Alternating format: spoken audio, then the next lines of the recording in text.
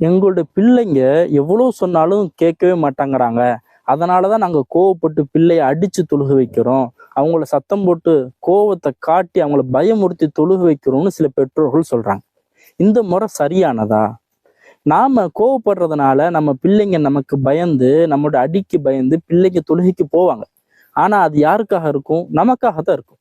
நாளைக்கு நம்ம வெளியில போயிட்டோம், நாம இல்லை அப்படின்னு சொன்னாக்க நம்ம பிள்ளைங்க தொழுகாம தொழுகி அசட்டை செய்யக்கூடியவங்களாக மாறிடுவாங்க.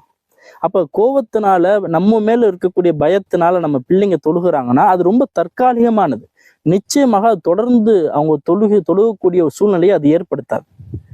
அதை விட மிக ஆபத்தான ஒரு விஷயம் என்னன்னா, நம்முடைய மேல இருக்கக்கூடிய பயத்துல அவங்க தொழுகைக்கு போனாங்கன்னு சொன்னாக்க காலப்போக்குல அந்த தொழுகைங்கிறது அவங்களுக்கு சுமையாக மட்டும் இல்ல, அவங்களுக்கு பிடிக்காத ஒன்றாக மாறிடும். தொழுகையின் மீது அவங்களுக்கு ஒரு வெறுப்பு உண்டாயிரும். அப்ப நாம பிள்ளைங்களுக்கு தொழுகைய நல்ல முறையில, அன்பான முறையில அதை விளக்கி சொன்னோம்னாக்க நிச்சயமாக நம்முடைய பிள்ளைங்க தொழுகக்கூடிய தொழுகையாளிகளாக